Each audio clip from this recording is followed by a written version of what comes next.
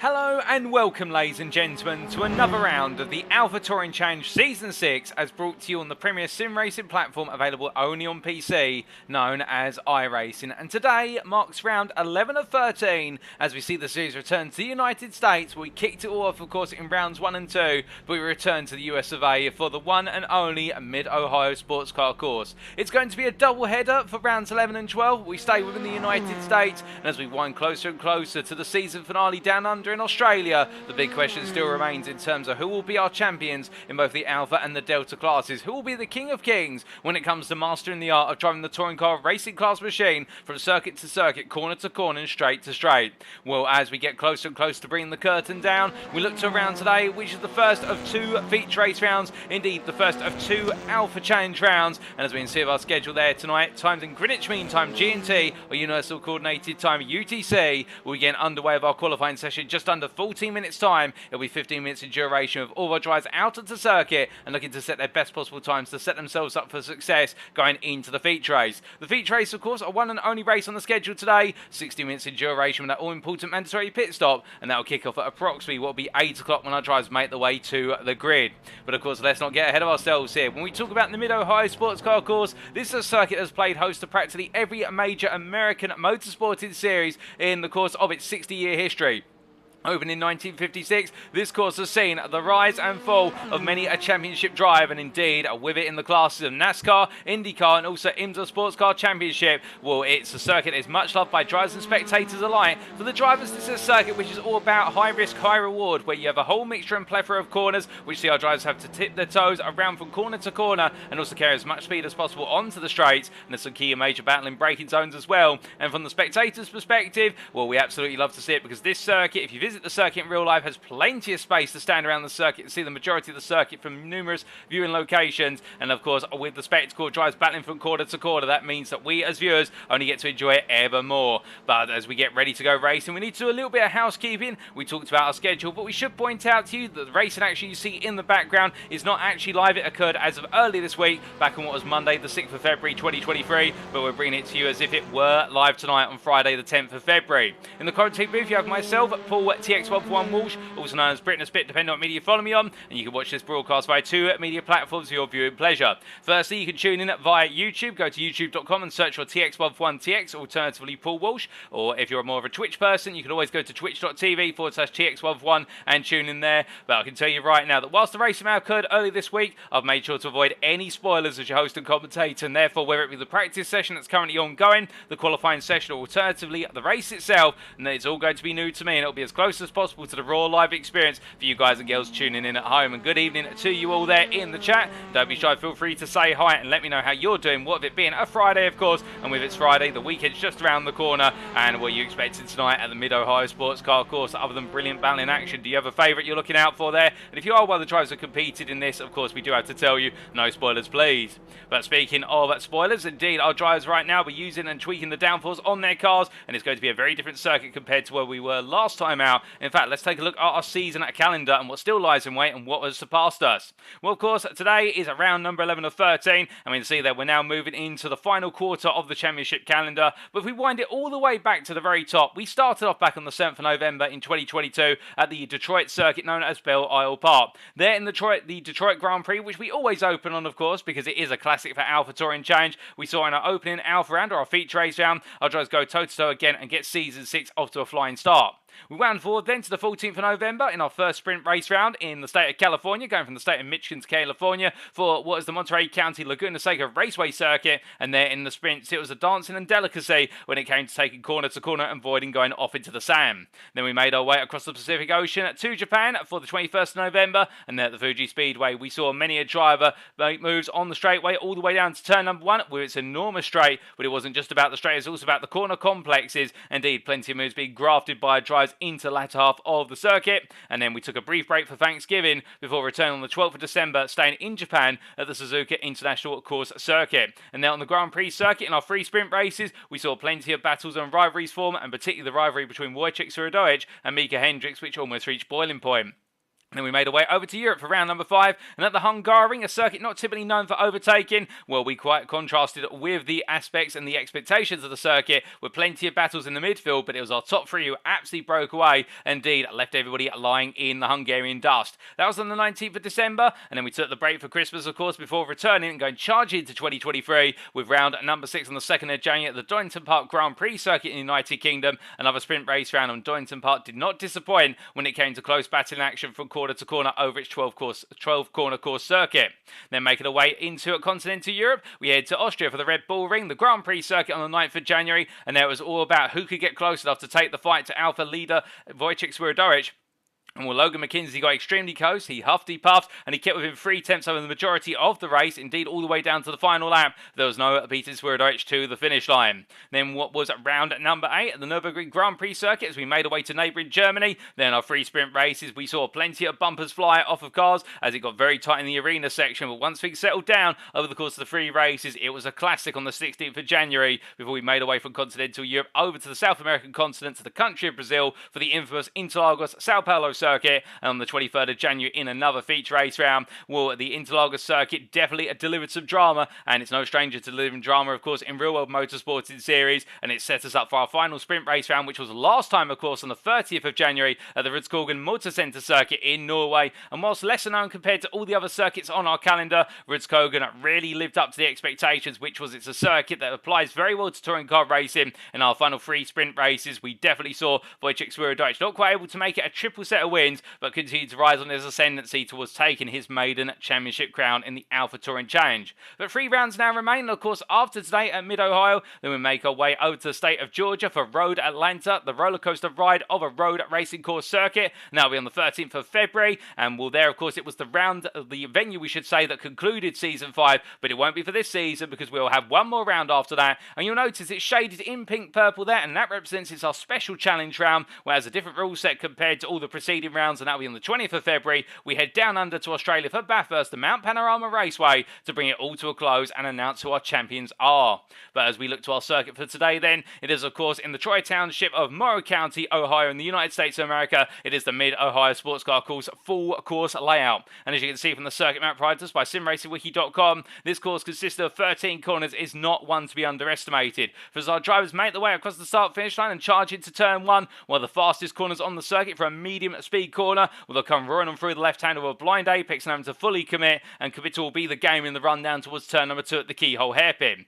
There they'll go hard on the brakes and make their way out of the corner, trying to get back to full throttle as soon as possible before heading down the back straight through the kink of 3 and getting ready to go onto the brakes into turn 4. Now at this point, it's also known as both the S's and the Madness, depending on which nomenclature you wish to use. We'll refer to it as the S's, and as our drivers make their way into turn 4, they'll go through the rise and dips between turns 5, 6, 7 and 8, and as they emerge out of turn number 8, all settled, they'll get ready to brake into turn number 9, which sees them go up the rise and drop into the 4 Thunder Valley as they power their way through the kink of 10 and break the way into turn number 11. But it's not quite over then, because they make their way into the carousel at turn number 12, the American Carousel, and as they come on through the long right hand a corner which is almost 360 degrees on itself, well, you can imagine our drivers have a multitude of lines of which they can take, and we could expect some major battles into the penultimate corner with the final kink of 13 completing the lap, and they've got it all to do again. But speaking of doing it all again, they'll be doing it all again within the race rules, and what this being an alpha race round, we can see there that in general, car setups have been restricted to 45% in terms of their fuel loads, albeit this is an open setup series, so our drivers will be bringing the setup of their choosing to the circuit, as long as their fuel tanks are restricted to 45%,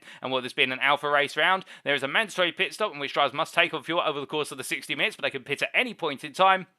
Drivers shall receive a drive-through penalty if they accumulate 13 or more instant points, and they shall be disqualified from the race if they accumulate 16 or more instant points, and the following bonus points are available as always, and these are for overall performance, not class performance. There's 1 point for pole position, so I mean the overall pole sitter who starts on the very front of the grid, not your alpha pole sitter and your delta pole sitters respectively. You also have 1 point for fastest lap overall, 1 point for the Sublime Finesse Award, which is the fewest instance over the round for a given driver, 1 point for leading lap at any point in the race, and 1 point for the Naked Aggression Award, which is the most overtakes achieved by a driver over the course of the round. But that's enough rules, regulation, everything in between. We head back to our pictures then, ladies and gentlemen, and with our drivers all getting set, well, here is your championship leader going into tonight in the Alpha and Overall categories, and it is Wojciech Swierdowicz there, the Polishman in the privateer machine, who's decided to step away from the Hyundai Elantra N, which was doing him so well, and has made his way into the Honda Civic Type R for today. Well, that's an interesting switch, and I do believe we have quite a few car switches occurring for our drivers,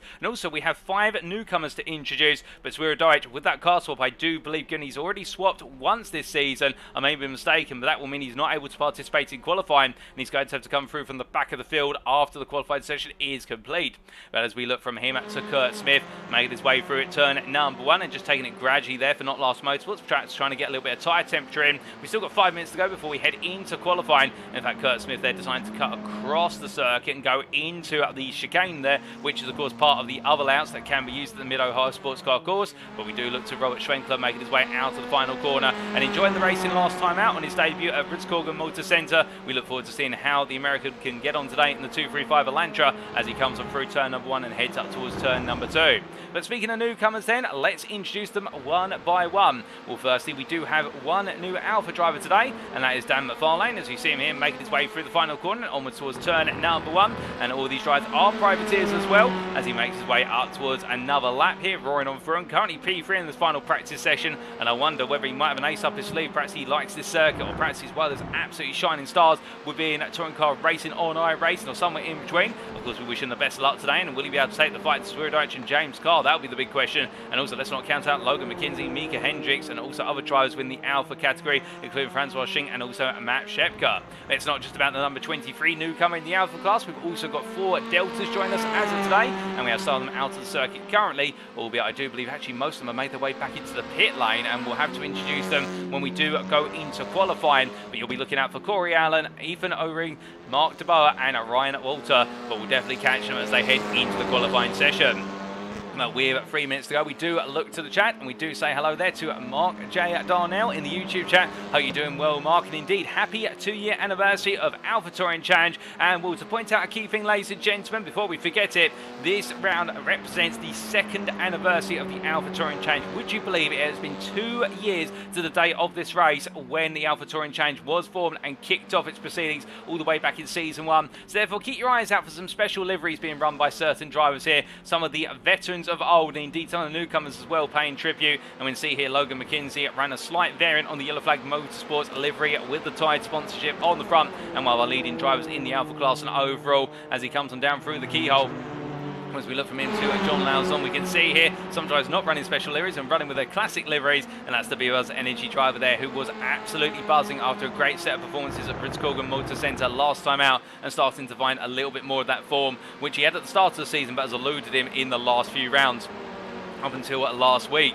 As he makes his way into turn number 2. We also do look to Eric Statz here, who's running the new livery as well. And I do have to wonder if Eric Statz, in the Honda Civic Type R, of course, he has been the stalwart of the Type R and doing an absolute deliverance with regards to defending last time out at Ritzkogan. Has he decided to be inspired by the test livery that Honda normally run on their new Civic Type Rs when they do go to the circuit for their initial trials? Because that is the same coloration. Indeed, those of you who were following the development and the initial release of the Honda Civic Type R FL5 generation, of course, this car being based on the FK8, you'll remember that you're seeing pictures of the FL5 in this particular livery as it was going into its initial open world testing at, say, Suzuka and also at the Nürburgring Nordschleife Loop. But either way, if Stats is paying a tribute there to Honda's test livery or deciding just to mix things up, you're definitely going to be watching out for him, because he's one of the drivers who's really tried to make the Honda Civic Type R work round to round over the course of this season. And it's not just about him in the Delta class on the Honda Civic Type R, but also at Matt Shepka, who could forget the Torque Steer racing driver as he makes his way down through the King of 3 and into 4,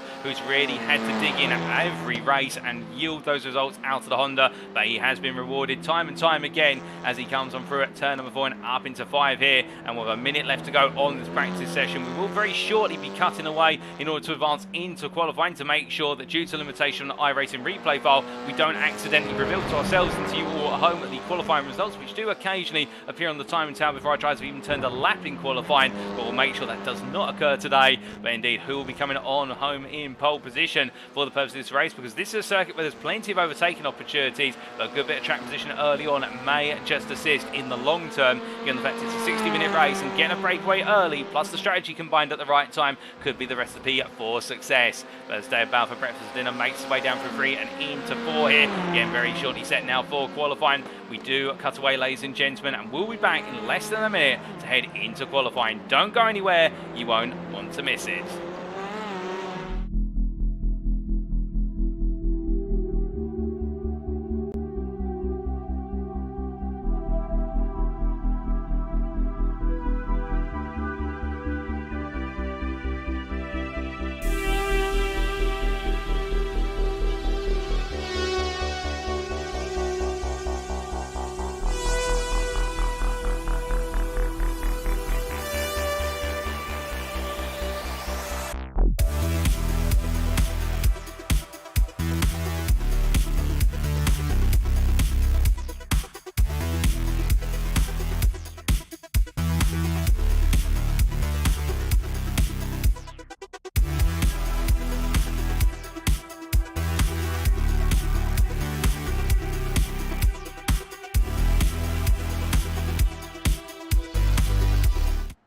Alrighty, ladies and gentlemen, we are back then for the commencement of qualifying as all of our drivers make their way out of the pit lane, and it is Logan McKenzie who leads the field on out here for the 15-minute session.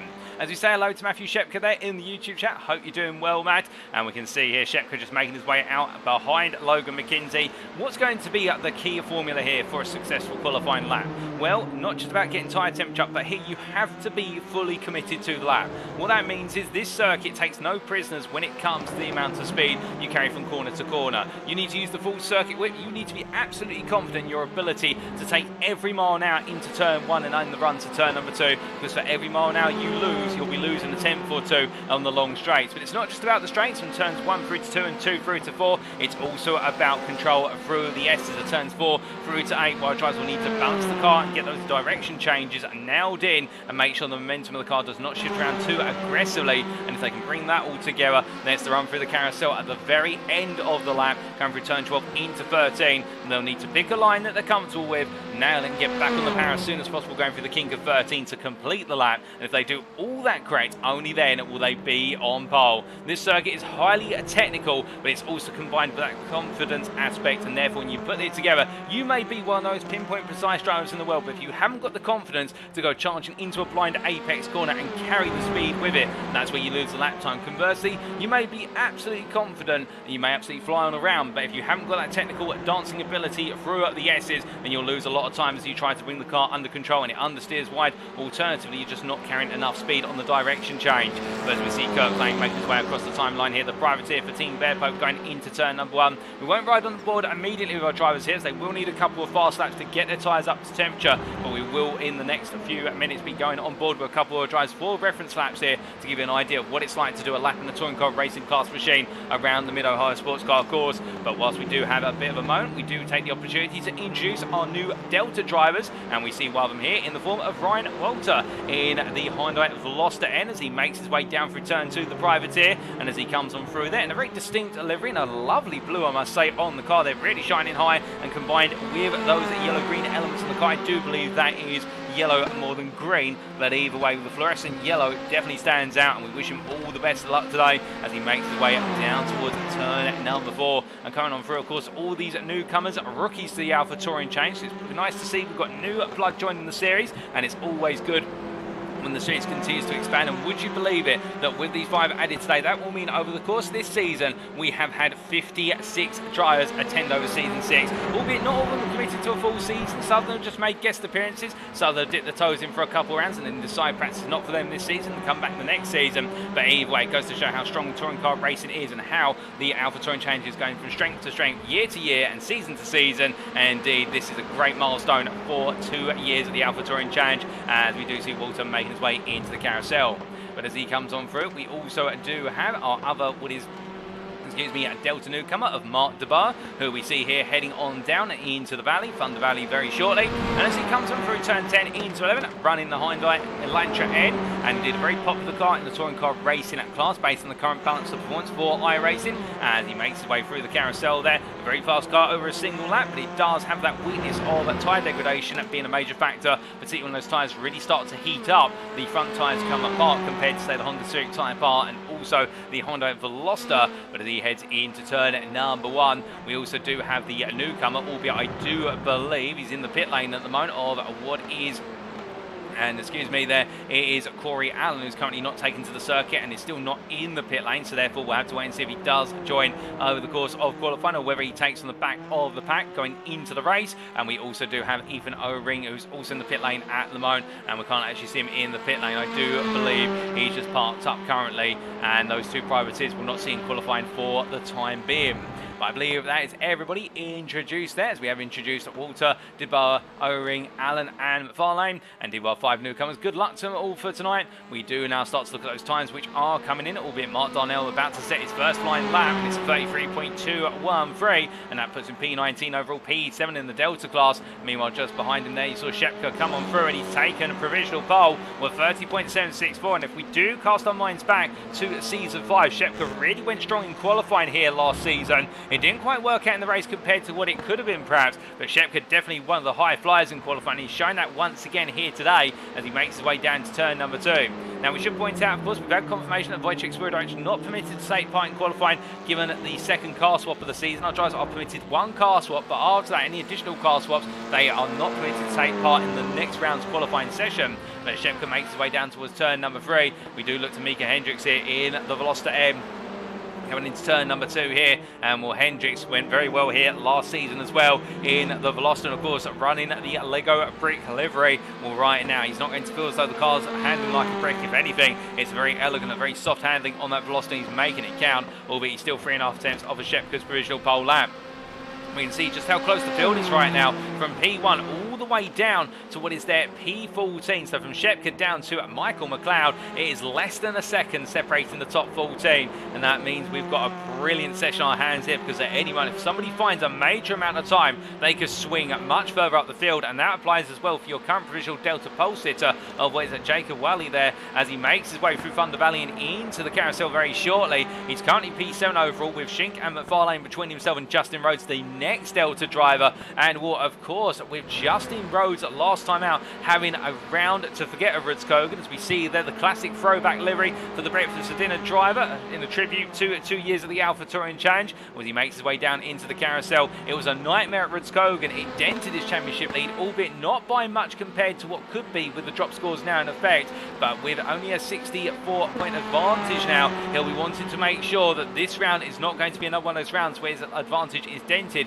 because do keep in mind that the final round of this season at Bathurst in 2 weeks time, it cannot be dropped. It is a permanent round, and therefore right now only this round and next round are rounds that can potentially be dropped for our drivers, and therefore they'll want to get every point they can before they go into the season finale in case the mountain claims them. But meanwhile, speaking of one driver who's looking to claim something special on his debut, there's McFarlane making his way out of turn of 1. He's just gone provisional pole on a 30.373. The man is fast charging right now, 1.5 tenths faster than Justin Rhodes, but the times are still coming in. Rhodes has jumped up to P2 overall in the Delta machine, and he's 1.5 tenths off, but I think there may be more to it now as our drivers make their way into the second half of this qualifying session.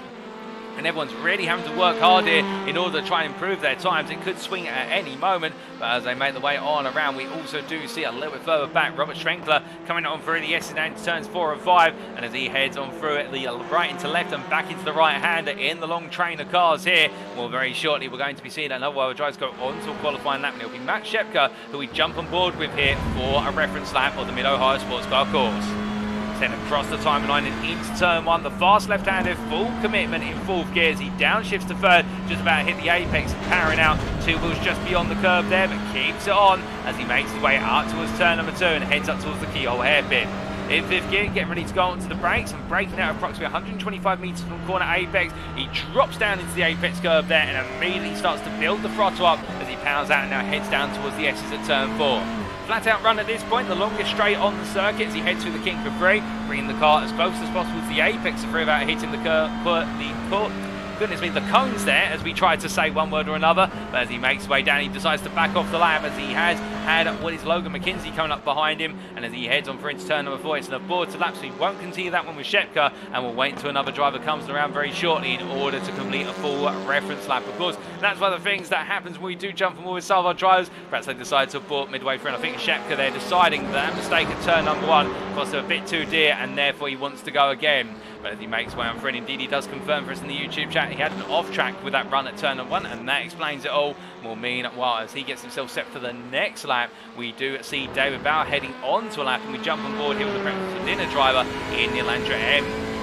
So again, heading to turn 1 here in 4th gear initially, and holding 4th gear all the way through as he keeps all 4 wheels there in track limits, and as he heads on down towards turn number 2, up towards the keyhole. We'll see here with the Elantra, he has to break a little bit earlier in comparison to Shepka's lap in the Civic Type R. Of course, the Elantra not having as strong brakes as the Civic, but as he comes on through, gets very high on the apex curve there in the latter half of the corner, and that gives him some extra rotation as he makes his way down towards turn 4. Now the Elantra here will absolutely fly when he builds his way up through the gearbox as he heads down towards turn number 4. It's got a good start to the lap, but now we come into the most highly technical part of the lap in the S's, and as he looks to his left there for his brake marker, the 200-yard board comes down to 4th, down to 3rd, down to 2nd, as he crunches his way down the gearbox, stays in 2nd for turn 5. Over the rise and into the dip he goes. Bring the car over to the left here to set up turn number 6. And as he comes on through from 3rd to 2nd once again. Now bring the car into the centre. We'll bring it into turn 7 apex and the left-hander. Then over the rise down into the drop for turn 8. Onto the brakes here as he drops it down to 3rd for turn number 9. As he heads into Thunder Valley, it's the rise and the dip. And now heading on up once more. He heads through the Kinker 10, completely flat out here as he goes up to 4th gear. Into turn 11 and breaking the 200-yard board, dropping a 3rd gear. And as he comes out of 11 now into the carousel, bring the car as far into the left as you can. Into the drop he goes for what is a late apex there as he brings down in 2nd gear, full throttle now through 13 to complete the lap. It's a nice lap from Bauer, albeit it hasn't improved too much as he heads to the timeline. What's it going to be this time? It's a 31.745, well, compared to his previous best of 31.46, 3 tenths off, but still a smooth lap there from Bauer. And I think right now he just needs to find a little bit more in terms of where he's lost that time, and most of the time lost that time round was in what was sector 4, so right at the end of that, not having the best of runs through Thunder Valley and into the carousel. But he improved in sector 2, and that's the run out of keyhole and up towards the S's, so he absolutely nailed the turn 2 hairpin. But meanwhile, one driver's just improved. It's Francois Schinker's jumped up to P9, albeit immediately being dropped down to P10 by Robert Abrams behind him. And of course we do see Robert Abrams returning once again, and in a special tribute livery to 2 years of the AlphaTauri Challenge as well, as the Yellow Flag Motorsports driver makes his way up towards turn 2 with teammate Logan McKenzie behind him, and Francois Schinker in the foreground to the camera coming on through there. And as they make their way through to Schinker will run a special livery as well in honour of the special occasion, with 3.5 minutes still left on the clock, not too long left. And for our drivers now, if time is telling, then they've got to tell everyone what time they've got in the car, because as we see, Jerome Bajonas improves there to P6. They won't get many more opportunities. They will of course get the overtime when we see the checkered flag come out. They're allowed to finish their final lap there on as of the checkered flag, but time is starting to become very limited. And meanwhile in the Delta class, presuming all the qualifying laps stand, of course, as one thing that we do not have the ability to know is whether the qualifying laps that we see in the timing tower there have an off track attributed to them, and therefore we may see a bit of a shake up on the grid.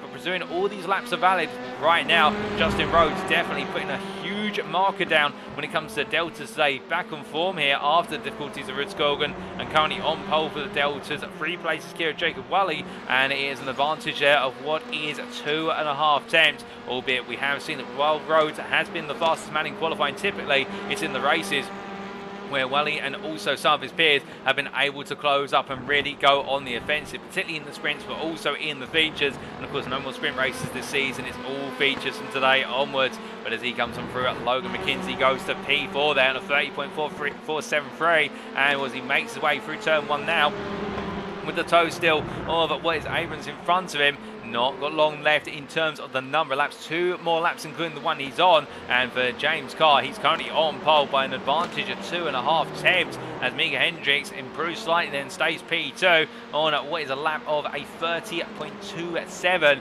but still trying to find that time out then. 2 tenths is going to be hard to find at this point in the qualifying session, with the track temperature coming up quite significantly, and therefore the heat definitely becomes a conundrum which all the drivers will have to try and pick their way through.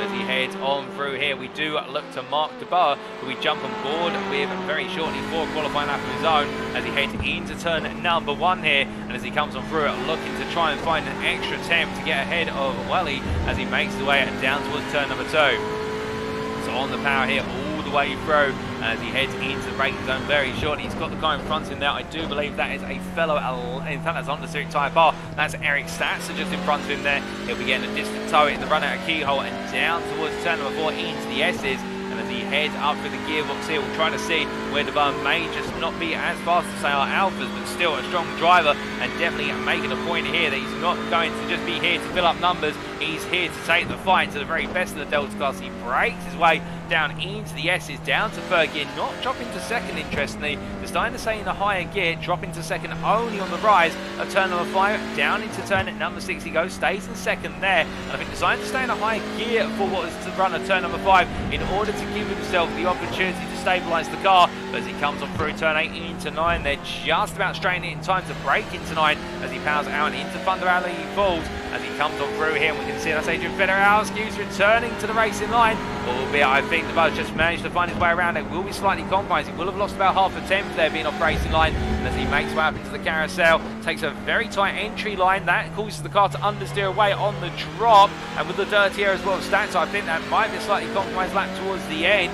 He'll come on through, he'll get one more lap available to him, and it's not an improvement there, and DeBoer pulls over. He hasn't got any more fuel in the car. He'll be towed to the pits, but meanwhile, going on to his final qualifying lap, it is Adrian Federowski here, who after having to limp on round on that previous lap and give space to the drivers who are on laps, he makes one through, and he is the lowest placed driver at the moment who's got a time set to his name as he heads on through into turn number 2. And well, can he find a way to improve there? He's currently 4 tenths off of Walter as he makes his way up through the keyhole. And the Honda Civic driver here, Federowski, the Canadian, definitely taking the fight in the mid-pack versus his Delta class peers. But he's not had too many podiums this season. I think today, currently P10 in class, P24 overall. It might be quite the stretch if he's looking to jump a lot further up. But then again, say it's not so. Anything's possible on your final qualifying lap. It's not over until you hit that checkered flag. As we see Mika Hendricks coming on through the carousel here, well, currently P2 still looking to improve on this final lap, and in fact comes into the pit lane there, decides there's nothing left to improve on. There's not enough time in the car. Dom Savio makes his way into the pit lane as well, P17, or what is P5 in the Delta class, and as he comes on down, we've also got Dan McFarlane coming into the pits. A good debut for Dan McFarlane, P3 there, 3.5 tenths off of pole position. Kirk Lane meanwhile comes on through, improving in sector 3, doesn't improve in sector 4, he doesn't find the time in the end, stays P21, P7 in class, and as he comes on through, we've only got one more driver, I do believe, to finish their qualifying lap, with Walter parked up at turn 1 and being towed to the pits. Is Adrian Federowski. He's improved in sector 1, he's improved in sector 3. Will it be an improvement on the lap overall? How does he cross his line? He does improve, and he gets in 2 tenths of Walter, but he does not improve his position on circuit. That's qualifying complete, ladies and gentlemen. We head to the grid. So this is how they line up then for round 11 of 13 in the Alpha Touring Challenge Season 6. Hits that the Mid-Ohio Sports Car course. It is James Carr who takes pole position for breakfast for dinner in the end by a margin of 700ths all said and done over Hassholes Motorsports' Mika Hendricks. Behind him on row number 2, it's Dan McFarlane on his debut. A good qualifying lap there. Line up alongside it is Yellow Flag Motorsports' Logan McKinsey. And then on row number 3, it's the pair of Justin Rhodes who takes pole position in the Delta class for breakfast dinner, joined by Torque Steer Racing's Matt Shepka. And on row 4, it's Jerome Bajulas from Beaver Buzz Energy, joined by the fellow Yellow Flag Motorsports driver of Robert Abrams. 5th row is contested by Jacob Wally for breakfast for dinner, taking the P2 in the Delta class, joined by Beaver Buzz Energy's Francois Schink. And then we do have Kurt Smith for Not Last Motorsports and Robert Schwenkler making up the 6th row. Behind him on row number 7, it's the parent of John Lauzon for Beaver Buzz Energy and Mark DeBoer for the Privateer. And then we have Connor Achtenner from the Yellow Flag Motorsports Machine, being joined by breakfast for dinner's David Bout on the 8th row. On row number 9, it's the 2 Deltas of Dom Savio and Eric Statzer, followed up on row 10 by Michael McLeod from Back of the Pack Racing and Daniel Smith from Torque Steer Racing. And on row number 11, it's Kirk Lane and Mark Darnell, the 2 Deltas there, P21, P22. Ryan Walter and Adrian Federowski line P23, P24, the QZ Motorsports driver being the last driver to put in a qualifying time. And then we have the drivers who weren't permitted to qualify due to class changes or not taking part in qualifying, Wojciech Swierdijk and Ethan O'Ring on the 13th row. On the 14th row, Mark Crawford for Not Last Motorsports and Corey Allen. And Joe Camilleri will start in last but not least, P29 there on the 15th row. But that is the grid, ladies and gentlemen. And now we get ready to go racing here. For will be 60 minutes of racing action. We've only got a couple of drivers left to make the way onto the grid. But as we do see James Carr line up here, we now await the lights.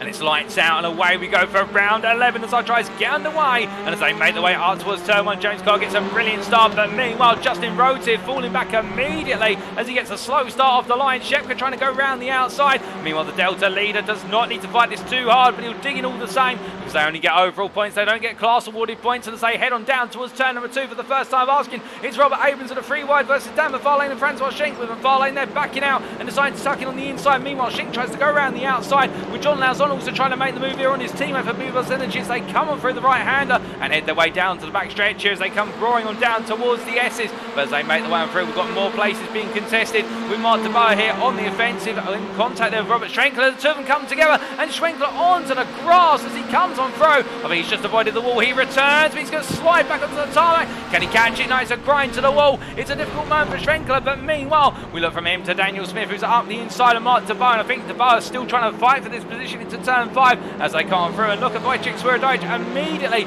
pouncing there in the disruption as they come down to turn number 6. Up the inside there, the Honda Civic Type R driver, and will gain ground early, of course, and started from towards the back of the grid with no qualifying lap permitted to be set. But as he comes through 8 and into 9, already gaining what is there 9 places in total, and he still aims to gain plenty more, we presume, as the race goes on towards the end of the first lap. But as they come on down through Thunder Valley, we look back up towards the front into towards the top 10, and we can see here Jerome Bergula settling down now with Robert Abrams behind him, and Dan McFarlane losing the places down to P8, but still staying with them as they make their way on to the next lap.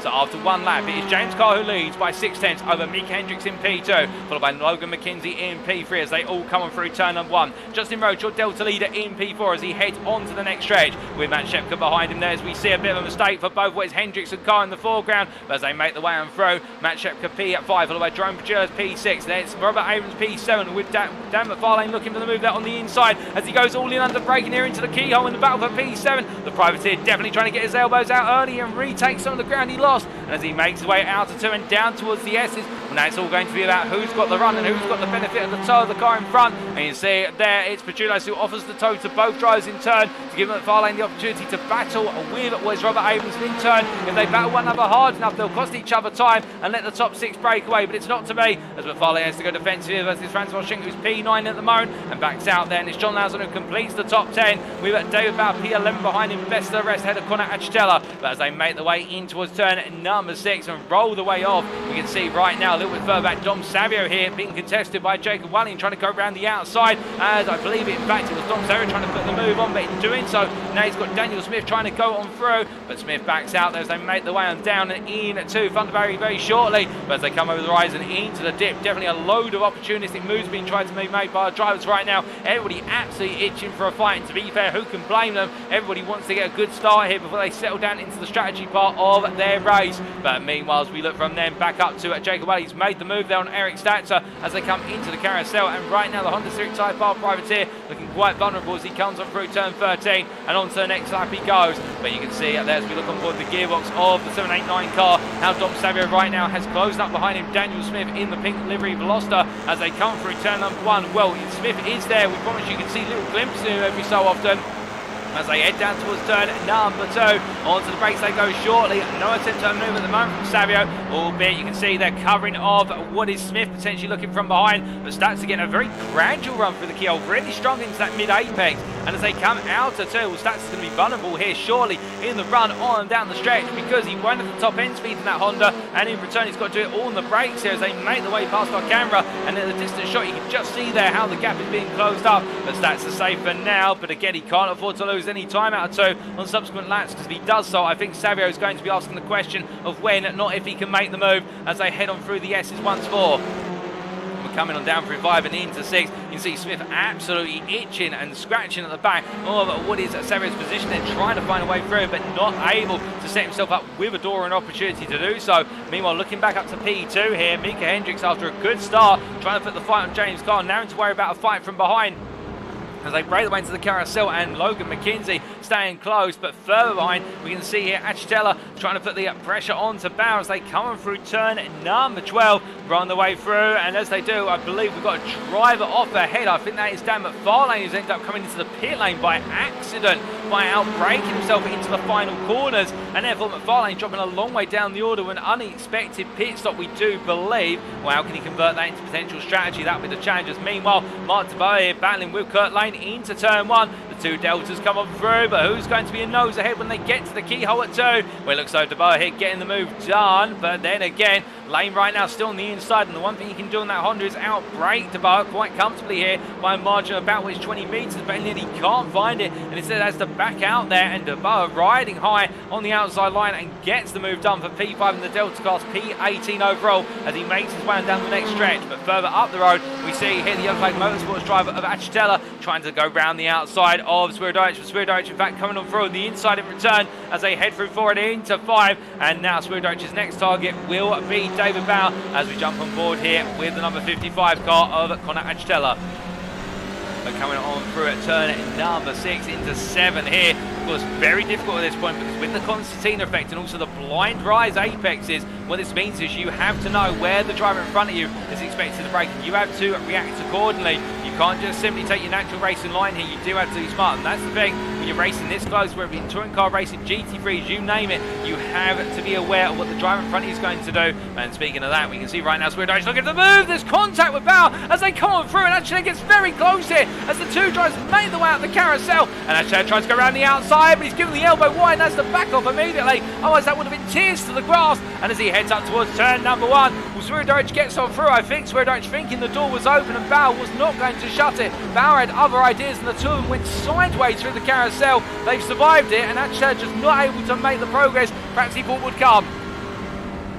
As they head into turn number 2 now. Meanwhile, a bit further back, we can see at the Dom at Savio continuing to put pressure on Eric Stantz here in the run into the keyhole, trying to go around the outside versus the P3 driving the Delta class. Smith on the inside. Savio there being given a little bit of a knock as we can see Daniel Smith finally getting a nose ahead here in the drag race between the Veloster and the Elantra, both of course produced by Hyundai. And as they make the way in for the King of Free, we can see McLeod just behind there, and also DeBoer. They're all lining up. They're all trying to find their positions in this group, and Dom Savio at this point is at risk of having to pass him into one corner. And as they make the way up the rise there to turn number 5, Savio blocks off there what is an attempt from Michael McLeod, and you can understand as the back of the pack racing driver there tried to seize on the opportunity for Savio. He doesn't want to fall backwards towards DeBoer or Lane because he wants to try and hold on to a top 5 finish here and a comfortable P4 if possible, if not go hunting after that spot on the podium, which Stantz are right now. He's gritting his teeth and holding on for good measure. But as they come through into Thunder Valley, out to 9 and down towards 10 they go, all line astern for the time being. But the 5 drivers here all absolutely itching to come on through as James Cargo is the fastest of everybody on a new lap, setting a 30.566. And will the race leader disappear off at Savio there, having to hold the inside versus Smith. And as they come through, there's contact there. Oh, goodness me! And Smith's onto his roof, into the wall, and it's absolute carnage at turn 12. And I hope Smith's okay with that because that was absolutely horrific, and Kirk Lane being caught up in it. And as he returns there, well, Walter just emerges onto the scene of the accident. I think he's wondering right now what on earth has occurred, which has led to Kurt Lane absolutely creeping back onto circuit. But what an absolute moment there, and not a positive one for a lot of drivers. A lot of cars now wounded as a result of that, as we see going off circuit. Well, that is Mark DeBoer there with the damage he picked up. There's no surprise that the car's outbroken. You see the front right suspension there has dropped. The front right tyre, I think, it's actually burst off the rim, and with it now he's got to try and get it to the pits. Meanwhile, those who've lost out and those who've gained, well, speaking of those who've gained, Robert Strenkler here now clearing it all up to P16 overall and trying to hold off McFarlane as they make the way into turn 4. But immediately McFarlane's going to go on the offensive here as they come side by side through, as they make the way through 4 and into 5. Going around the outside is going to be very tricky because you're on a rise and a drop where the road essentially cambers away and cambers back towards you. And as they make their way into his turn at number 6, Strenkler holding position there, just staying to his line, sticking to his gut instincts as they come down into turn number 8 and make the way into his lap overlap. And again, and look at the move, there's this contact between Strenkler and McFarlane, and with this now Fedorowski, and what is there? I do believe Dom Savio are going to try and come on through, but Fedorowski makes his way out the inside there. McFarlane backing off sensibly and showing great racing respect there, knowing that he made the contact and therefore letting Strenkler regain his stability before going back up to full speed. But Fedorowski, the QZ IMSA Motorsports driver here up the inside. McFarlane trying to carry it all the way around the outside to inside from the carousel to the King of 13. He gets it done there, does McFarlane. That is very gutsy, but he makes it count as he heads on to the next lap, and Federowski is made to wait. As right now Dom Serra inches ever closer, but meanwhile we look here up into turn 2, and it's David Bell on the inside for breakfast for dinner versus the yellow flag Motorsports driver of Achitella as they make the way down towards turn number 4, and it's the battle of the Elantras here with Jacob Wally just behind him, P2 in the Delta class, P13, but meanwhile looking from them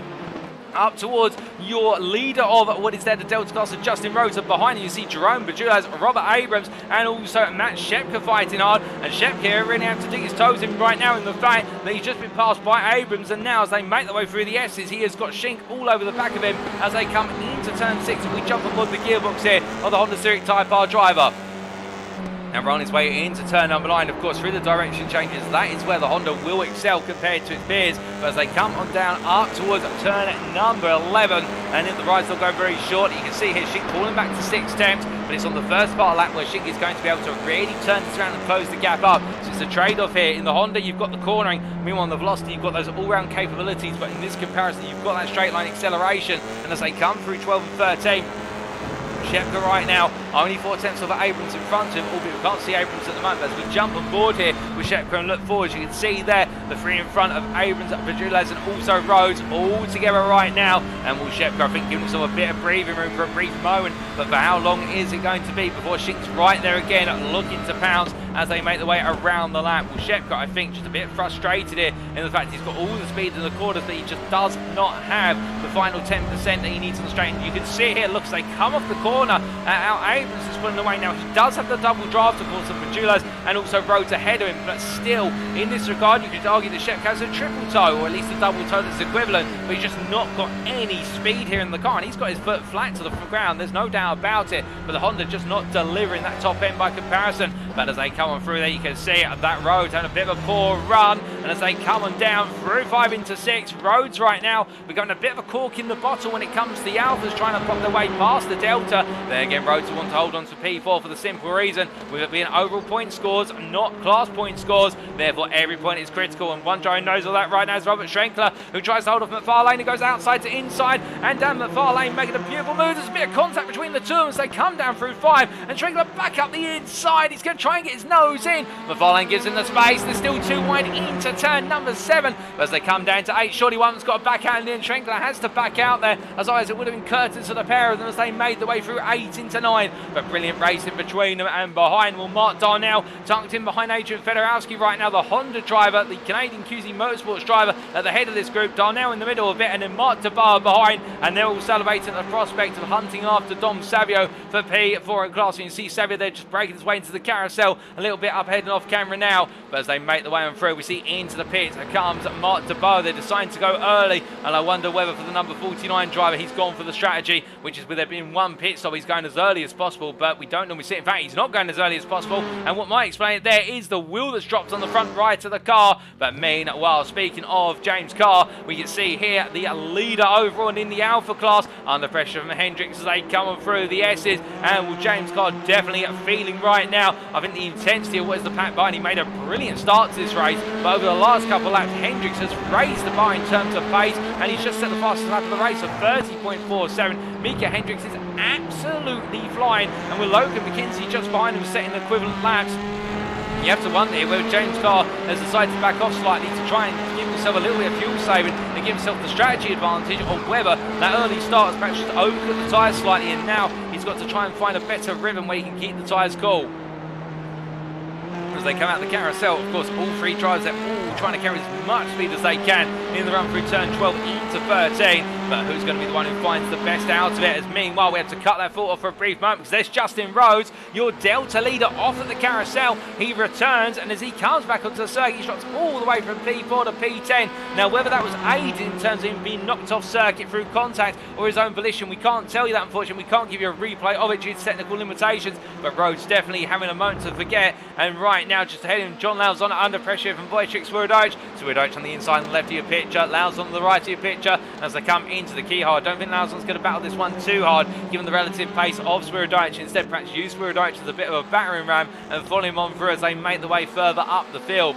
as they head towards turn number 4. We get towards the end of the first quarter of this race with 14.5 minutes complete and 15 on the cards very shortly. And speaking on the cards, Jerome Virgilio's battling side by side here. Robert Abrams. Abrams gets a nose ahead into the SE, tries to go around, but it's so tricky there. As you can see, them making away through this contact, and Virgilio's his turn as he drifts his way onto circuit. He catches the car, and I think there Abrams makes his way on through, and I wonder where both drivers will be pointing the finger immediately and saying he cut me off, or he touched me, and not the other way around. But they won't be able to think about it right now. Instead, they've got to focus on the fact they've got two drivers who absolutely want the positions off of them from behind, and that's Matt Shepka and Francois Schink who stay very close. And as they make the way through turn number 9 and down towards 10, well, Francois Schink will be thinking about this and also asking himself the question, why am I still stuck behind the Honda Civic Type R that keeps seemingly eluding me, given the fact it just does not have that speed on the straights? And that is because Shepka right now is the fastest man through the S's of everybody as they come on through at turn 12 into 13. The Talkstick Racing driver is using sector 3 and using all the time it offers him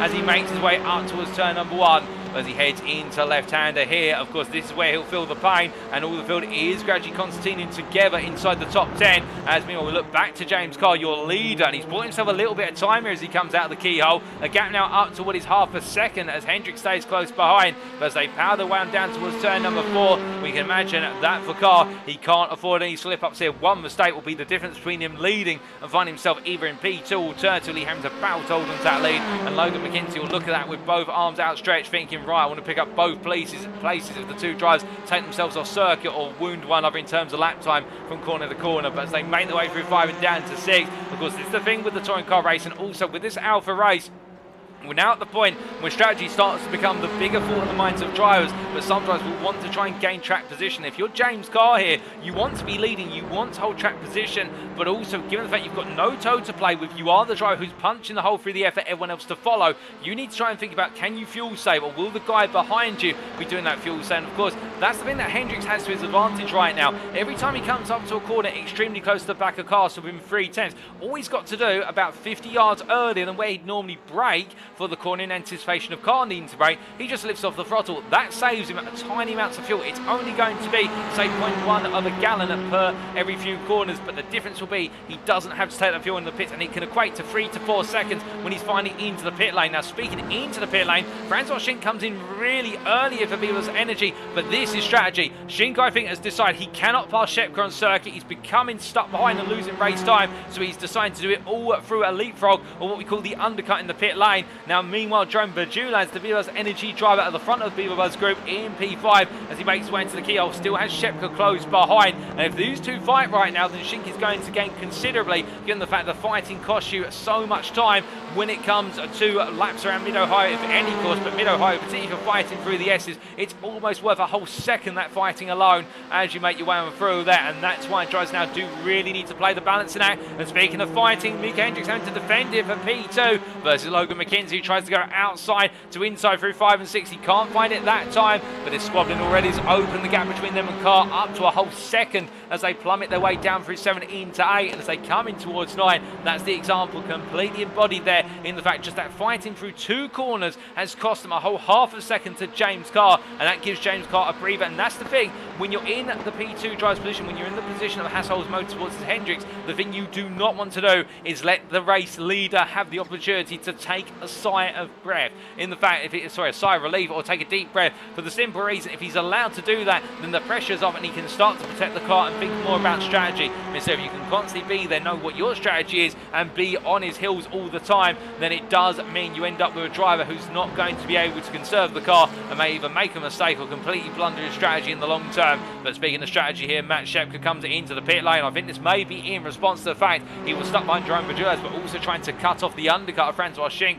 Now, where is Schink, I hear you ask? Well, Francois Schink right now making his way through the carousel, so he's quite close already, and it's quite a short pit lane here in terms of the amount of time it takes them to get from one end to the other. And as Schink makes his way on through and across the timeline, Shepka heading out the pit lane. It's going to be very close between the two of them as they come on through. You see that Schwenkler coming on through, and Shepka makes his way out the pit lane on turn 1, and there's as Francois Schinck is going to be a drag race up towards the keyhole here, and Shepka's going to have the outside run, but Schink's got all the momentum. He's got a nose ahead as well, and I think Francois Schinck has pulled it off there by going one lap earlier, and Shepka, as much as he reacted, it has not worked out for Shepka, and now he has got to simply stay behind Schinck and hope that he can come back when the two of them start to close up to what effectively will be that battle for the top 10 once again. But now, of course, these two have got to work together. And that's the other thing they have to keep in mind, is the fact that they cannot afford to battle one another hard right now. They have to play the game of the enemy of my enemy is my friend, and they need to hunt down the guys in the top 10 who've yet to pit. If they do so, they may find themselves collectively jumping places, and they'll be fighting right at the end of the race. However, if they fight too hard now, they may find themselves being spoiled with an opportunity to even finish inside the top 10, as they are P15, P16 currently. Meanwhile, we look up to John Lauzon in P7, still holding off Justin Rhodes there as they make the way down for the carousel once again. Of course, this corner catching Rhodes out much earlier on in this race as they enter out of what is the exit of 13 and make the way up towards turn 1 as they head into the braking zone once again. We can see Lauzon right now under a bit of growing pressure from Rhodes, as meanwhile ahead of them Wojciech Swiatek absolutely charged on. Meanwhile, Michael McLeod having a major off track at turn 12, returning to the circuit but dropping a long way down as he brings himself back up to speed. And we can tell you, ladies and gentlemen, that speaking of down and out on corners, and more so down and out in terms of this race, that what is there, we can see on the timing tab, we didn't have Mark Crawford, Ethan O-Ring, Joe Camilleri or Corey Allen take to the grid, and Kurt Smith, Daniel Smith, and what is there, David Bowden, Mark DeBar, all listed as retirees, as we're to understand, which is very unfortunate. But again, that major incident early on costing a number of drivers their cars for this race, and damage that's irreparable. It's completely understandable. But as they make the way onwards towards turn number 4 right now, looking at Michael McLeod, McLeod's next target will be Eric Statson, and that will be versus the Delta driver. And then it's Dan McFarlane, who's P11, who is his next Alpha counterpart as he heads on into the S's very shortly. But looking from him to Mark Darnell, we can see here Darnell the privateer starting to close up a little bit versus Fedorowski as he heads on down onto what is the next braking zone. And as they roll the way on in, well, Fedorowski definitely has been one of those drivers who's trying to capitalise on opportunities, but now he's going to have the opportunity to defend quite hard here as they make the way in through the S's and out.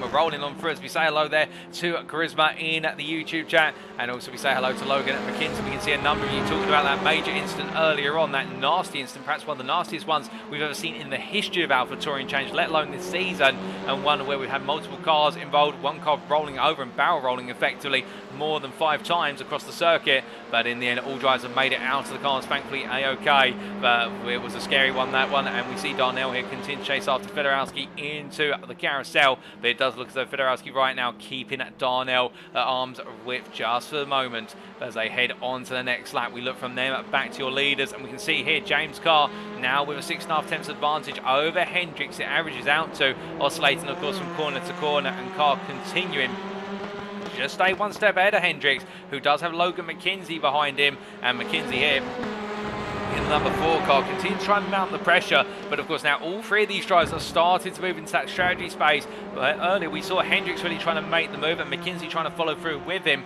but now I think they've all sort of come to that mutual agreement for Hendricks and McKenzie. They can jump Carr based on strategy here by simply fuel saving behind him, as long as they keep within a second of him. Meanwhile, what Carr's got to do here is he's got to try and just do a bit of lift and coast and try and back the 2 drivers into one another again in order to get them to fight one another. Of course, James Carr may just decide to underfuel the car, but he does have to think about fuel saving right towards the end. But as they come up towards turn number 1, we can see here the 3 of them all nip and tuck, and meanwhile Wojciech Swiatek making his way into turn number 13. In fact, we had Jerome Bajulaz having an off track at turn 12. He returns, but that's going to cost him a lot of time as he makes his way into the pit lane. The Beavers Energy driver in the 99 car. Well, what's the response going to be versus Shepka and Francois Schinck? As in fact Shepka and Schinck have changed places off camera, and the Talksteer Racing driver making his way into the carousel. I wonder if there was a mistake for Schinck and he decided just to let it go, but either way, as they come on through 13, Bajulaz is in his pit box at the moment, and you can see that on the timing tag it's listed as pit as they come through. In fact, he's just leaving his pit box, but with that error he's just been passed by Shepka and also by Schinck, and Jerome Bajulaz losing out massively there. One mistake at the penultimate corner costing him extremely dear as he makes his way out to speed and drops all the way down to P17, and for Shepka and Schinck it's now starting to yield dividends. Meanwhile, into turn 1, Adrian Fedorowski there cutting across the apex curve, and well, that's not from taking the pit stop, that is just simply trying to defend on the inside, and then Darnell go around the outside. Brave move there for Mark Darnell to move up to P5 in class. P18 overall as he gets it done. And as they make their way down through turn number 2, Fedowski goes overly deep there. And I think just trying to settle his senses with regards to that error at turn 1, clattering over the curb. And whilst these touring car racing class machines can take quite high curves easily, it does knock you as a driver when you ride over a curb, let alone on a road. You can imagine when you're on a race circuit, when you hit a curb quite hard, well, it definitely hits you, and with it you have to calm yourself back down. But meanwhile, we look from Fedorowski to a little bit further up the road in the form of Michael McLeod here as he makes his way down towards turn at number 8 into 9, and as he comes on through, he's got Schrenkler, Shepka and Schink all behind, and this is where Shepka and Schink right now be feeling the pain. They've pitted, the two in front of them have not pitted, and Schrenkler and McLeod right now focus more on their deadlock and their battle rather than the two pit stop drivers behind them trying to get on through. And to be fair, there's nothing that says they need to let the guys behind through. They're all battling for position, but into the pits comes McLeod, and as they make their way through 13 up towards turn 1 once again, Shepka staying close, but he's got to try and find a way on through, and this is where now it's going to be the test of can he nail it in terms of average corner speed and get it done on the brakes, because he's not going to have straight line speed. He's going to have to do it all with the absolute momentum that he can carry into every corner. But as he heads in towards turn 2, you can see he's just not close enough here, and now this is starting to cost him time. Meanwhile, looking up to Jacob Wally here, defending versus Connor Achitella as they head up towards turn number 4. Onto the brakes they go. These two battling for P7. As they come off the brakes there, you can see both cars with absolutely blazing red hot rear brakes with as much brake bias as possible towards the rear in order to cause the rear of the car to lift up and slide as they go into a corner, which is of course what you want in a touring car racing class machine. With these cars being front engine front wheel drive, it means the front wheels do all the hard work in terms of power deployment and also turning, and therefore they're very prone to understeer with the centre mass being so far forward and the steering being forward focused, and therefore you want that rear brake bias just to give you a little bit of corner entry on the rear end as they make their way through Thunder Valley and up towards the carousel. Wally right now doing everything he can to keep Achitella at bay and get some good points on the board. But heading in towards the right-hander at turn number 12, he'll know he's got a way to go, and Achitella is not one to back off. But meanwhile, as they head into the next lap, we see here already on to the next lap, James Carr again under pressure from Hendricks here as McKenzie just stays back. I imagine with McKenzie right now, it's almost as if he's reading it out of a playbook with regards to just watching them fight and making sure to preserve fuel. He's going to go for the strategy. Meanwhile, Carr here is not going to have any luxuries. He's going to have to defend through 3 into 4. Hendricks high on the outside as they come into the S's. As the camera pivots round into turn 4 they go. Hendricks is going to try and carry it all the way through. He's got his nose ahead here. So for Hendricks, he can force the issue into 5. He goes, so there's contact between the two of them. It's just a door rub. And as they come through 5 into 6, Mick Hendricks takes the lead of the race for Hassel's Motorsports ahead of James Carr in a classic side-to-side run through turns 4, 5 and into 6. But as they make the way down the hill and now into turn number 9, Hendricks will now have the pressure of will he need to try and break away, or does he just focus on backing the trio up into one another, or does he decide to really go for the power move of what would be to come into the pit sooner rather than later now that he's made the track position, and therefore he's made Carr just take a little bit extra out of the machine. Of course, we don't know how much saving Hendricks has done so far with regards to fuel and also tyres over the time he's spent behind James Carr, but he carries on out there, and I think he decides right now he's happy to control this race, and it lines up with his strategy. But as he makes his way into turn number 1 once more, McKenzie staying close here as we jump on board with our P3 driver, and as they roll the way out to 1 into 2, we can see the Yellow Flag Motorsports driver just staying well within eyesight of what moves are happening into every corner. Hendricks there defending for a brief moment, and James Carr interestingly not trying to come back here. He was a bit too far back, but I wonder if James Carr is just banking everything on the concept here of now getting that opportunity to do some fuel saving and tyre preservation. Perhaps while these drivers are going to try and go to up to 40 to 45 minutes in this race, it's not uncommon, of course. We saw the Hungaroring all the way back in what was round number 5. A number of drivers decided to go extremely long, and meanwhile, as we look from them, we've got Robert Schrenkler there taking a bit of grass into turn 1. He's gone very wide out of 13, but meanwhile, we've got a mix-up there behind us. John Lauzon comes out behind Justin Rhodes, Jerome Berjulaz, and that means that Matt Shepka and Francois Schink have made huge ground as it's 2 by 2 into turn 2.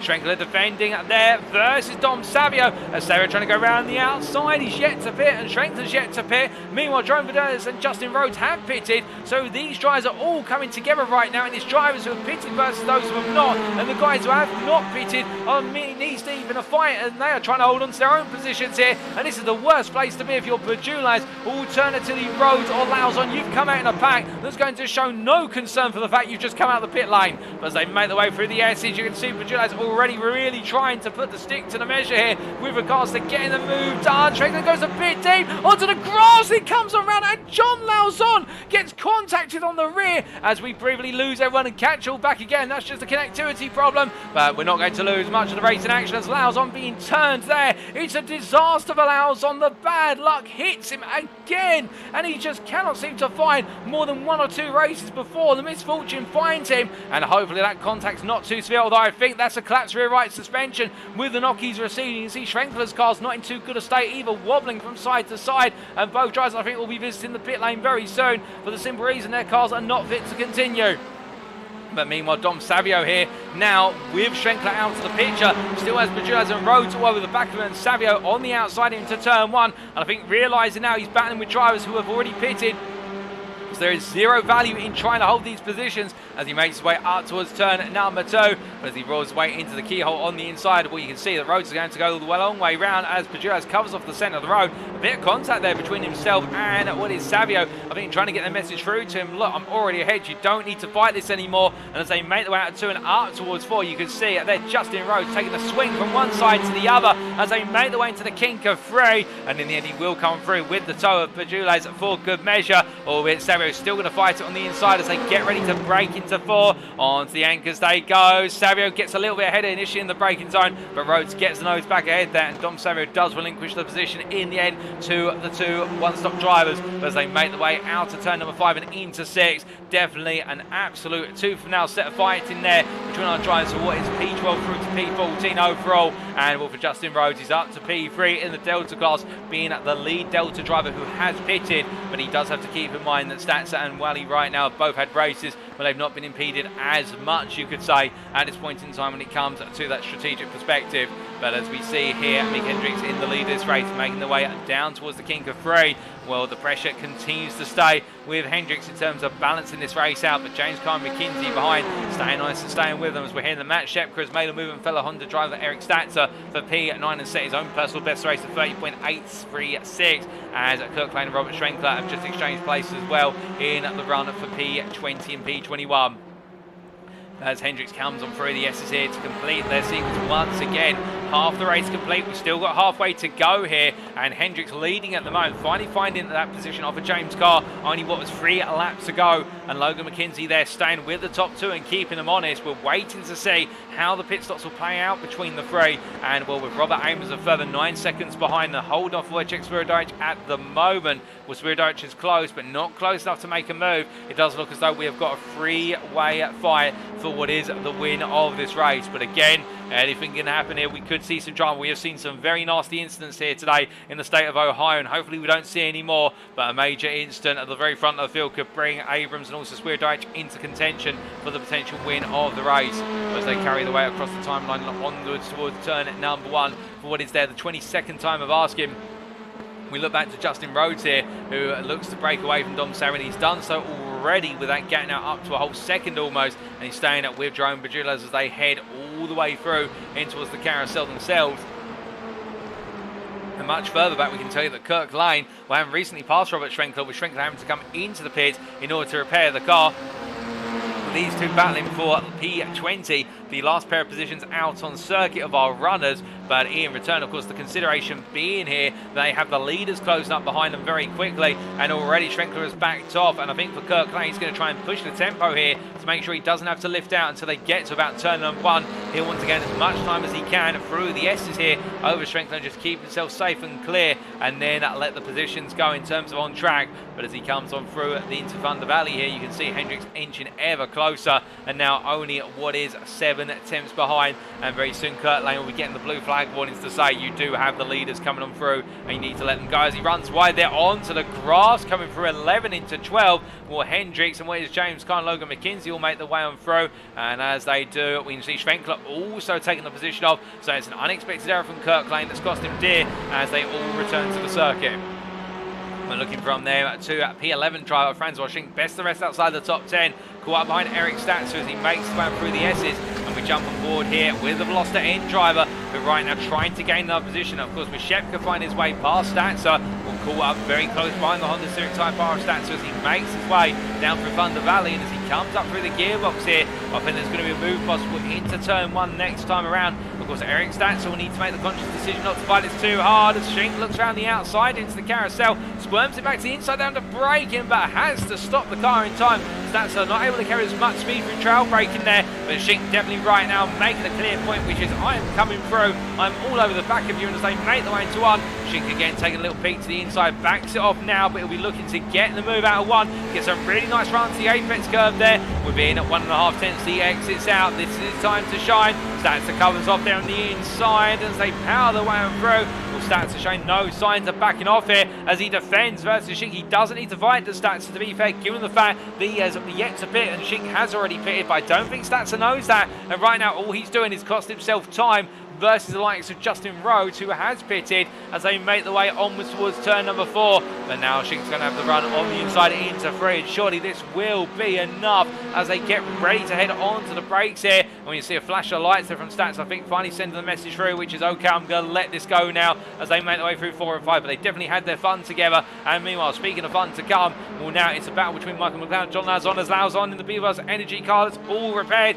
Tries to go around the outside through the keyhole. This is bold stuff from John Lauzon as they make the way down towards turn number 4. You don't normally see a move all the way around the outside, but John Lauzon is one to defy expectations, and when he's been knocked about as hard as he has this season, well, he's going to want to make it a classic end to the season as much as he can, and he gets it done there versus McLeod, although McLeod looks up the inside into the S's. He can't quite find it, and John Lauzon recovers P18 there in a brilliant, bold move around the outside of McLeod through the keyhole. But as they make the way down through 5 and into 6, meanwhile, further up the field, looking back up to what is there, Jacob Wally in at P6, your Delta class leader at the moment, with Connor Atchella so close enough to reach out and touch his rear wing. We'll be right on board the gearbox here of Wally in the Elantra. We can see another Elantra looking very menacing behind, and that is none other than Atchella's yellow flag motorsports machine, getting closer and closer as they head on through the King of 3 and down towards 4. And the run on the brakes here. Well, Ashley's close, but he's not close enough to try and think about sending it on the inside. And we didn't have any first class stamps to that one this time around. I think also very conscious of the fact he does not want to cost the pair of them too much time with what is down the far lane, only 2 seconds back. And you can see him there slightly in the rear of the pitch of the privateer as they come through the sequence and onwards towards turn number 8. They drop very shortly. And well, the breakfast dinner driver here at Wally definitely making himself known in amongst the Alphas, as well as the Deltas as they come down. Meanwhile, speaking of battling here, we do have Robert Abrams into the pit lane. He's decided to let it go with regards to Wojciech Spiridowicz, who comes on through to take P4. Yet to pit, of course, the Polishman, but now up into P4, gaining over 20 places since the start of this race. Albeit we do have to keep into consideration he has yet to pit, but showing all that pace and speed, which is why he's your championship leader as he comes down towards turn number 2 currently. But as he rolls his way on through here, his next target will be Logan McKenzie, who is 11 seconds up the road, and that is the lead trio, of course, as they come on through. But meanwhile, we look back to Jacob Wally here, who still has the pressure of Ashton behind him as they come through the right hand, and we say hello there to Connor Ashton in the YouTube chat, who is Lab Mob there. Do say hello to him if you haven't introduced yourself to him already, ladies and gentlemen. Lovely chap. And as they make the way through 3 and onwards towards 4, well, the breakfast dinner driver right now of Wally definitely being made to work hard here and keep his alpha rival at bay. But as they head on through, you can see once again Ashton so close, but he just cannot find that final 5% to say, right, I'm going to commit for the move on the inside. And therefore, in running this close, well, McFarlane right now is getting closer, gained 4 attempts on that lap alone. I think the privateer here could get back into the hunt very soon in terms of being in contention for a top 5 finish today in the 23 car. Albeit, do keep in mind we have Robert Abrams, who is 8.3 seconds back and has already pitted. Plus, we also have Matt Shepka and Francois Schinck. So in fact, these guys may actually be battling more so for P8 for the final spots inside the top 10. But either way, it's going to be a thriller between them as we head into the 39th minute. We have still got plenty of time to go in this race, and with plenty of time still remaining, we look up towards the top 3. And we can see there a flash of lights from James Carr, and I wonder whether that's to distract or to try and say to Hendricks, look, I'm not going for the move. We'll give him that little weave to the inside and then weaving off with the flashing lights. I mean, it's all about distracting as much as he can here as they head on towards turn at number 2. But right now, James Carr really trying to get close here to make the return move, or at least goad Hendricks into a mistake and upset his race altogether as they head into the S's.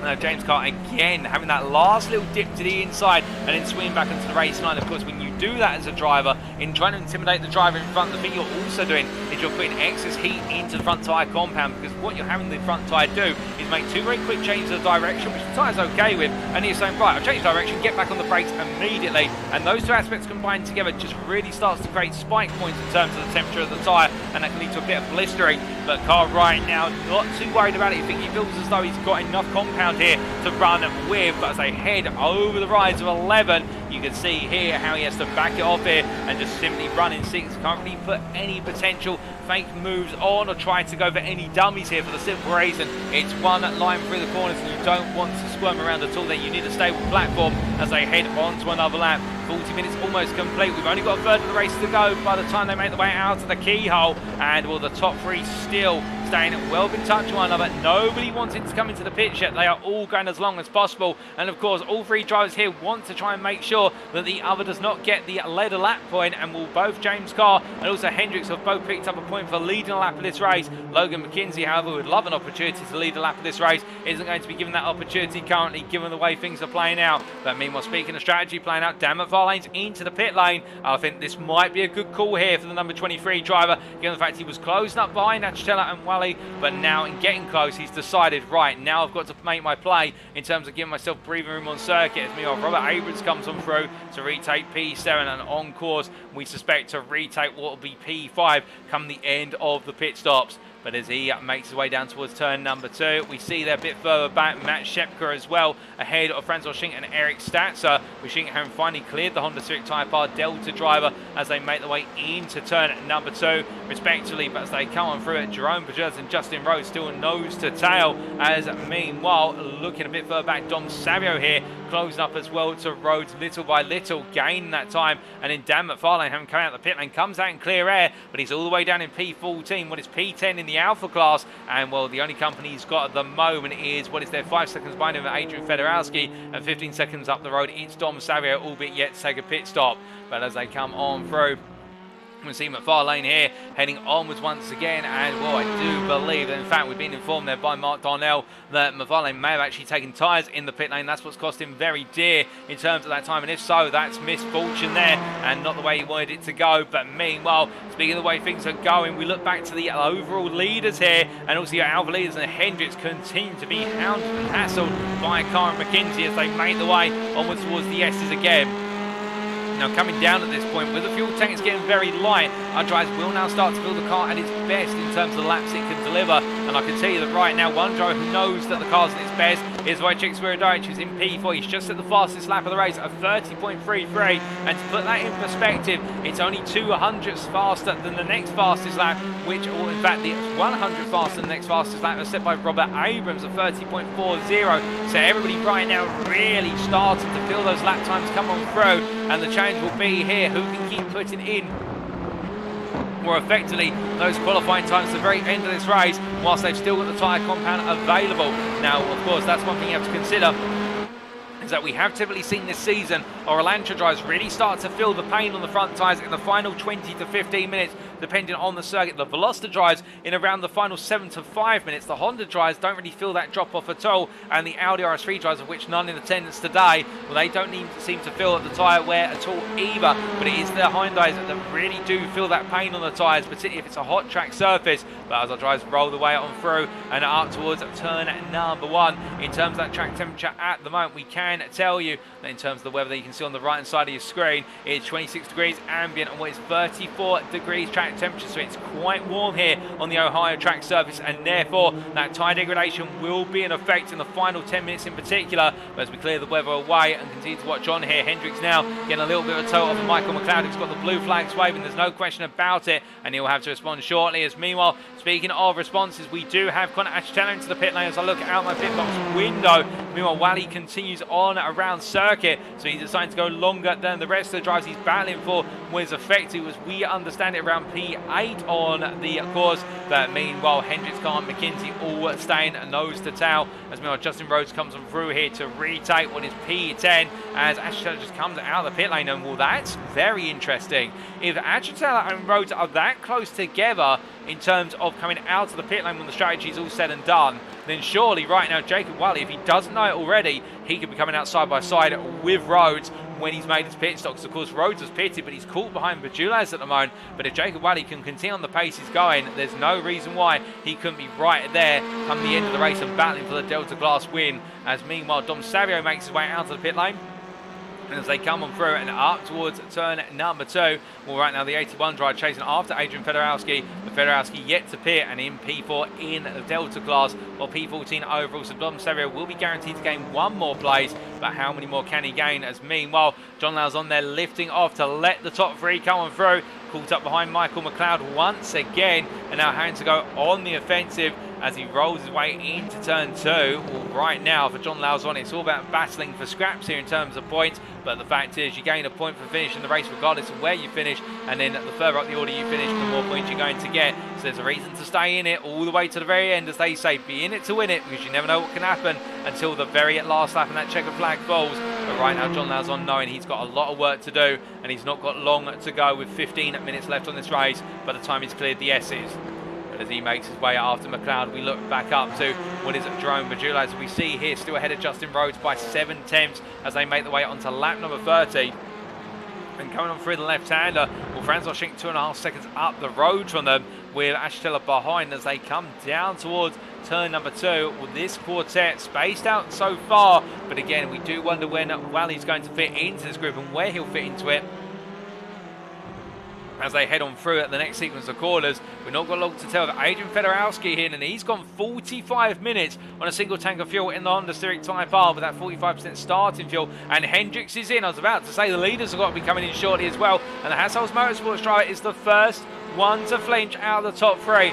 Meanwhile, James Carr and Logan McKenzie gone for another lap, and surely they cannot go much longer. The cars must be absolutely gasping for fuel right now. They must be thirsty as they make their way down towards turn number 2. But with Carr continuing to lead, that will make sure that Logan McKenzie does not get a point for leading a lap unless McKenzie can somehow go even longer than Carr. And well, I say that with disbelief, to be honest, although I should believe it now given the fact the number of times we've seen the leaders go extremely long in the race. Indeed, we talked about the Hungarian. What about the Red Bull Ring Grand Prix circuit, where we saw the top 2 go 48 minutes before they took their pit stops? And that was, of course, McKenzie versus Swierdowicz, and McKenzie just kept going on and on and on. It seemed as though that fuel tank was never going to end, but it did end eventually. Well, right now they're definitely both going to do 47 minutes on a single tank of fuel, but if one of them can go one more lap, well, that is beggars belief being defined. As we can see here, James Carr right now definitely feeling comfortable and not feeling too compromised by the fact he had to push very hard early on. As meanwhile, Wojciech Swierdowicz in P3 yet to pit as well. He's made a lot of ground, but he will lose some of that ground with a 10-second gap between himself and McKenzie, so therefore he will come back out behind Hendricks. But meanwhile, Jacob Wally a long way back in P5 yet to pit. So for Swierdowicz, I think this will be a jump to P4 today through strategy and just coming through the field like a rising star. But as the man makes his way down into turn number 12, you imagine right now on the mind of the privateer, it's all about just keeping it calm and sweet. As meanwhile, James Carr and Logan McKenzie go onto a 30-second lap. They're going to go even longer as they make the way on through here. 47 minutes complete. McKenzie getting very close as they head into turn 2. We ride on board the rear of James Carr's machine for breakfast dinner as they make the way out to the keyhole. These 2 plus Wojciech Swierdowicz in P3 and Jacob Wally in P5 are the only drivers yet to come in for their mandated pit stop for fuel. But as they all make the way around currently, well, Mika Hendricks already trying to respond with regards to lap times, as James Carr has to go defensive here. And I think now for McKenzie, the gloves are starting to come off, and James Carr trying to dig in a little bit here in a hold position, but they come through for it into 5. I think Carr also starting to feel the pain of the front tyres. We was made to push so early on in this race as they come on through at turn number 6. Up into 7 they go shortly. But you can see now how James Carr's lines are starting to fall off the centre where he'd like to be. And this is where that tyre degradation is kicking in. It's remote at first. You just feel the car does not want to accept the racing line that you've been delivering it on lap after lap, and then you have to make adjustments, because the next time you come around, if you do not adjust, those lines become more difficult to manage, and each lap after that you really start to hurt the tyres. But as James Carr comes on through, he comes into the pits, and so does McKenzie, who gets extremely close down pit entry. Well, McKenzie definitely wanted to try and gain every bit of time, but now we come into the territory of who will come out your leader. Will it be one of these two? Wojciech Swierdowski comes in as well, or will it be this man, Mika Hendricks, who makes his way down through turn number 12 into 13 very shortly? And as the Hassel's Motorsports driver makes his way through the final corner here, well, Cara McKenzie still in their pit boxes. Hendricks makes his way across the timing line. Well, they're all at the end of the pit lane as they come on through. It's going to be extremely close, and hold up a second. Wojciech Swierdowski has just jumped into the lead. How on earth has he managed to do that? Well, that's absolutely phenomenal. I do not believe it. Wise, do not deceive me, ladies and gentlemen. Pinch me if I'm dreaming here. Wojciech Swierdowski jumps into lead. He jumps into P2, and then with Mika Hendricks having enough speed to come on through turns 1 into 2 and take the lead for Hassel's Motorsports. But James Carr and Logan McKenzie have just been jumping. In fact, Swierdowski there going, so he's not taking any fuel. I was going to say, if he has managed to do it without taking any fuel whatsoever by comparison, then he's absolutely been saving fuel from lap to lap, and we have not seen him deliver pace at all here, despite the fact he's been one of the fastest drivers. But in the end, Swierdowski has had to be told to bits. He's just taken no fuel in the car. Well, in the end, we thought that was going to be an absolute heart stopper, but in the end, the only stopper it is, it's a stopper in his race. As meanwhile, we looked at James Carr and Logan McKenzie making their way through turns 7 and 8. Well, they battle one another still, but Hendricks is the one who's come out on top with the undercut, as meanwhile Swierdowski in the pit lane. And what about Jacob Wally? Well, in fact, Jacob Wally has gone another lap. He's yet to pit, ladies and gentlemen. And in fact, I'm not going to believe anything now until I see him across the finish line, because after seeing Swierdowski thinking he'd found a way to make that fuel tank be very light on sipping fuel, Jacob Wally right now is going the longest of everybody. In fact, he has done 33 laps come the end of this lap on that single tank of starting fuel. He's been comfortable up front. He finally makes his way into the pit lane, and the question is it enough to get him ahead of Justin Rhodes, who's been clear of batting all the way through? He's had Connor Hatch to keep him honest, but at the same time, the 827 driver has not fought hard in terms of worrying about position. And as James Carr here battles with Logan McKenzie, McKenzie up the inside into turn 2. He goes to the move. James Carr gives him the space and looks for the cut back round here. McKenzie will get a nose ahead initially, but now will be the drag race down the back stretch up towards turn 4, and McKenzie defends. As meanwhile, Jacob Wally's already leaving the pit lane. We'll give you an update on where he fits out in relation to Jerome Bajulas and Justin Rhodes. In fact, Wally has jumped ahead of Rhodes and Bajulas, as you can see on the time tab, but he's focusing on the battle for P2, and McKenzie's got it done there, and a move onto the inside of the keyhole and converts it into track position by the time he comes into the S's. And now can James Carr find a way on back? As meanwhile, we look to Jacob Wally, who's just emerged from the pit lane ahead of Bajulas and Rhodes. And now for Wally, all he's got to do over the next 6 laps, including this one, is keep Bajulas at bay. If he can do that, then he will not have to worry about battling Rhodes and holding on to the win in the Delta class here. And holding on to P7 will be critical, of course, to give him more points on the board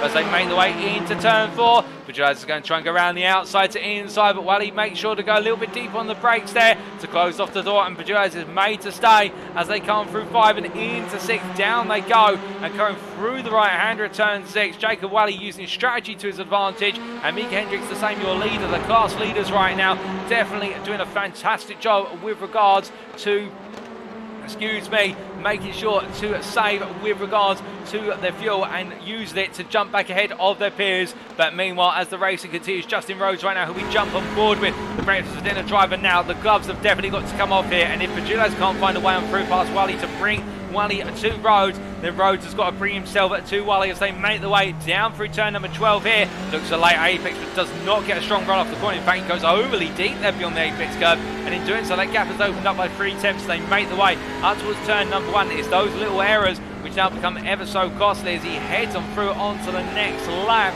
as they power their way up towards turn number 2. With the gap stabilises for now, but definitely a critical mistake there. It's a minor one, but it may just be the difference between him finding the move before the end of this race and being stuck there.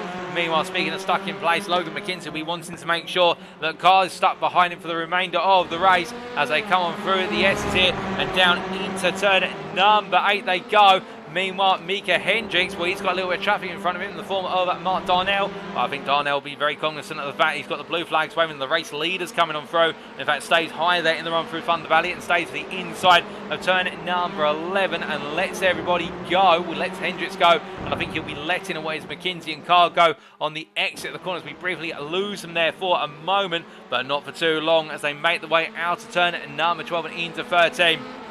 As they come on through, you can see there that Darnell steering clear there on the inside line, letting the field go on by. And as they do, meanwhile, we look back to Jacob Wally here, who continues to hold off the charge of Pajulas. And Justin Rhodes has the company of Achitella here, who's getting ever closer. In fact, Justin Rhodes a little bit off pace compared to Pajulas this lap. And as they head up towards turn number 12, onto the brakes they go.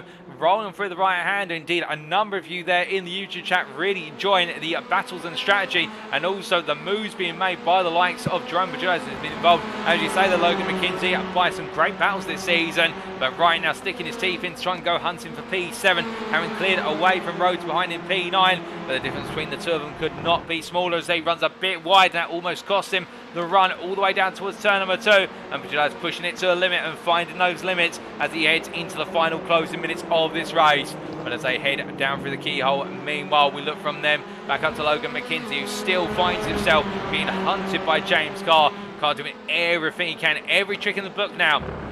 He's got to fight this situation, and while McKenzie's normally been the one who's very close to another driver and trying to hunt them down and make the move at the end of a race. We've seen that typically over season 6, but now McKenzie finds that the shoe is on the other foot, as they say, and he's the one having to make the last lap defence here as they head into the carousel for what is now the 36th time, and rolling the way on out. McKenzie again absolutely pinpoint precise. There's no fault to a T there with regards to every run onto the throttle, every run of the brakes, and all the manoeuvring in between. But James Carr sets a personal best race to 30.360, McKenzie a 30.464, Hendricks, what is there, a 30.65, so they are matching Hendricks for pace. But the thing is, with Hendricks having a 1.5 second gap, I think he will feel safe, albeit has he got enough fuel to get to the end, as we can see there. A flash of lights from James Carr, I think trying to say to Hendricks, which is, well, not to Hendricks, to McKenzie, what am I going to do this time? Am I letting you go, or am I trying to make the move? But McKenzie not focusing on that, just focusing on his own driving. As meanwhile we look back to the battle for P7 here as they make their way into turn 1. And Jacob Wally for breakfast dinner still holding on to position, as we're hearing that John Lauzon has headed off track, and I do believe that may be a late retirement for John Lauzon, as we see that on the timing tab down to P16 and listed as out. Well, I think by the end he may drop all the way down the order there to P19 with a late retirement. And as we see here, Wally coming on through, and we say hello there to Miss Kitty Louise 90, who says, forgot this was on. Well, Miss Kitty Louise, if you did miss it, of course remember it's also on YouTube. You can watch any time on the YouTube channel, alternatively on the video on demand on Twitch if you caught this broadcast late. But meanwhile, one driver won't want to be caught late is Jacob Wally, who's defending here into the S's, and Pajulas goes all the way around the outside. He's left it late here. He's gone as late as he can on the brakes. Pajulas has got his nose on the inside. Wally has to leave the door open here. It's a brilliant move from Pajulas. Can he make it count into turn 6? I think he can. And Jerome Pajulas there sneaks it on through and forces Wally now to have to contest for the battle for the win in the Delta class between himself and Justin Rhodes. But Rhodes here is going to have another turn in the book as they come into turn 9, and he's got Connor Achitello who tries to seize on the opportunity here for the Alphas to make progress versus the Deltas. But Rhodes then made to defend. He keeps Achitello at bay, but it takes all the momentum away from him in terms of trying to go hunting after Wally right at the end of this race as they make their way down into the carousel. And will Rhodes now be given a bigger breathing opportunity here to go hunting on what will be 2 more laps as they go on to the final 2 laps of the day as they cross the timeline. I think the number 84 driver here is going to be really worried about the fact that Achitello right now is throwing everything he's got at this. I don't think he wants to wait anymore, And as they make the way out of turn number 1, we jump on board here with the yellow flag motorsports driver. And you can see there Rhodes defends. He swings it over to left, and Achatella here now has to make a call. He backs off there, I think worried about the fact what's going to be the next move from Rhodes in terms of would he have brought it to the inside. But also actually, I think cognizant of the fact that the run really needs to be out of the keyhole here in the run down towards turn number 5. But as they power the one down, just not enough there from Achatella to try and get the move to happen. And in the end, he has to wait his turn once again. But you can see the gap between Rhodes and Wally now up to 1.1 seconds as they head into the S's here, and that's the problem with Achatella just not able to get the move fully done, and with Rhodes having to defend. Both drivers being forced away from the two they want to catch in front of them in their respective classes. And as they head down into turn number 6, well, Rhodes definitely struggling now for grip as they roll the way through the right-hander, up there into the left, into right they fall. And as they come down to 8 and 9, well, I think right now Rhodes is looking vulnerable as he goes a little bit deep there into Thunder Valley. And as they drop down and up towards turn 11 they go. Watcher here close enough again. He's within a 10th, but there's no real way through here. As they break the way into turn 11, he has to back it off early here to give himself the breathing room and the space. As they head into the carousel, comes hot on the brakes here. Decides to go as deep as possible early. Goes for an early apex return. And this is where it'll be for Achatella. He knows he's going to need to get it done as they make the way onto another lap here. What may likely be the final lap as they charge the way on through. Albeit we can't see a white flag waving at the moment, so there may be one more of this of our leaders creep it on through. But meanwhile, Achatella not having a good run through turn 1 and has to back off as he heads up towards turn number 2. But as they head on through it, meanwhile looking up to your leader here of Hendricks already coming through and towards the midpoint of the SC, comes through turn 6 and up towards turn number 8 they go. Well, the Hassel's Motorsports driver here still 7 tenths clear, albeit McKinsey and Carr now not fighting one another. And with a minute left, we will get one more lap. We will have a 40th lap here today at the Mid-Ohio Sports Car course. And well, for Hendricks, it'll be one more lap to bring home a win that he's definitely deserved, albeit you could say the same goes for Logan McKinsey and James Carr. Hendricks defending there, and Hendricks really struggling into the corner. I wonder if he's running low on fuel, because that looked as though there he just simply had no momentum to go into the corner, and whether he's had to back it off early or whether it's just a mistake with some tyre wear. But either way, right now, the Hassel's Motorsports driver, as he heads into turn 1, he's looking extremely vulnerable here, and McKinsey is so close, he can make the move into turn 2. But as you can see, as they make the way on down towards the right-hander, Hendricks defends on the inside. He keeps the car as planted to the inside as he can. McKinsey tries to go round the outside. We've seen plenty of outside moves here today at the keyhole, and with James Carr just behind, well, right now he's got to be careful as McKinsey, because if he makes one mistake, then he'll find that James Carr comes on through. And as they head on through into turn number 4 very shortly, the clock strikes 1 minute, and as they make the way on down, McKinsey's going to look to the outside here. Onto the brakes they go. It's going to be a tight defense, but can McKinsey do what Bajulas did only moments ago versus Wally? I don't think he can. Instead, he's made to wait. Meanwhile, James Carr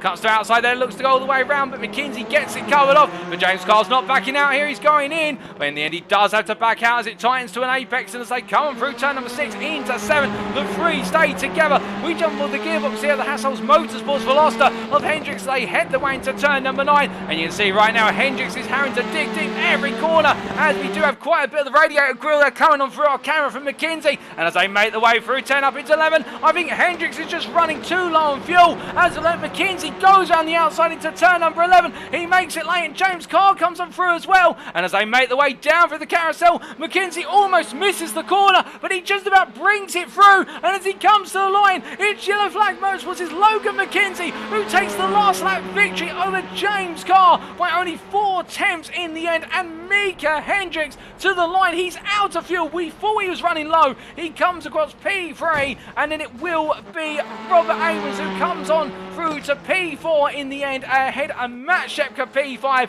in a brilliant drive there for Matt Shepka as he crosses the line just behind what is Walter, as Walter there crossing the line P18, Ryan Walter. And then we can see Francois Schink P6 in the end when it's all said and done on a resilient day for Francois Schink, ahead of Jerome Bajulas P7, and then behind him Jacob Wally takes the win in the Delta class, P8 for breakfast for dinner, ahead of Justin Rhodes there. Will the Delta Championship leader will see his advantage cut slightly again, but not by too much, and a great drive for the pair. Connor Achatella P10, just not enough in the end to find his way past Rhodes, and then Dan McFarlane on his debut, P11, best of rest there overall as he crosses the line ahead of Eric Statz, who comes on through to complete the Delta podium there in the privateer Honda Civic Type R. And it is Dom Savio, P13, P4 in the Delta class, just behind him there as he comes on through in the 81 Elantra. And then we will have two more drivers making the way to the end. Wojciech Swierdowicz next, P14 on the lead lap there, with that mistake not taking the fuel in the pit lane cost him very dear with what was a clear opportunity for a top 5 finish. And then Michael McLeod will be the last of your finishers here today on the lead lap, P15 for back of the pack race, and ahead of Mark Darnell, Kirk Lane and Ryan Volter. But meanwhile, Logan McKenzie making his way on around here and through turn number 12. He'll be absolutely pleased as punch with making that pass to the win in perhaps one of the tightest corners at turns 10 through to 11, the place you never overtake, but finding it right at the end. But as we run out of VHS tape there, ladies and gentlemen, with our replay file running out of time, well, let's take a look at those race results, subject to any stewards' inquiries, albeit those stewards' inquiries have already been cleared as we're to understand it. So after 60 minutes of racing today at the Mid-Ohio Sportscar Course in the state of Ohio in the United States of America in round 11 of 13 in Season 6 of the AlphaTouring Challenge, Logan McKenzie taking the win in the end for Yellow Flag Motorsports by half a second over breakfast for dinner's James Carr. It was tight, it was tense, and absolutely close to the very end, but it was McKenzie who used strategy, consistency, and pace all together to bring it on home. But to be fair to James Carr, he was never too far behind, and Hassel's Motorsports' Mika Hendricks, if only there was just a couple more litres of fuel in the car, he would have been able to bring it on home for the win. He put up the defence and he took it all the way to the final couple of corners, but in the end the bubble burst when it came to the fuel tank and he had to settle for P3 as he rolled across the finish line. Robert Abrams P4 there for Yellow Flag Motorsports, another solid result for Abrams, and indeed two top 5s now for Yellow Flag Motorsports today, with Matt Shepka from Torque Steer Racing coming on home P5 at a circuit he much loves, and again showing the love for the Honda Civic Type R here, 22 seconds off the leader but completing the top 5, with Franz Washing P6 there for Beaverbuzz Energy ahead of Jerome Bajulas, and then Jacob Wally for breakfast for dinner taking the win in the Delta class over teammate and championship lead rival Justin Rhodes there, and Connor Achtella P10 when it's all said and done, with Dan McFarlane behind the Yellow Flag Motorsports driver and the lead privateer Best the Rest in P11 on his debut. Eric Statzer P12 completing the Delta podium there, the privateer, and a great race from Eric Statzer, holding off a good number of drivers, including Dom Savio to the line, and it was Wojciech Swierdowicz and Michael McLeod, the last of your finishers, indeed completing the top 15 there, and last of your finishers on the lead lap. Then at finishing a lap down, Mark Darnell, P16, the privateer, ahead of his privateer company of Kirk Lane and Ryan Volter. The three drivers there a lap down as they finish, and the last three to finish this race a lap down and with the checkered flag. And then as we continue our way on down the results order there, we can also see a little bit further down John Lauzon with that late retirement P19 for Beaverbuzz Energy, and not to be his day today after a brilliant start, finding a couple of incidents that were not his fault at all. He just happened to be in the wrong place at the wrong time, upsetting the car and making him lose out another key result. And in QZ Motorsports, Adrian Fedorowski with retirement 11 laps in the end for QZ Motorsports, finishing there P20.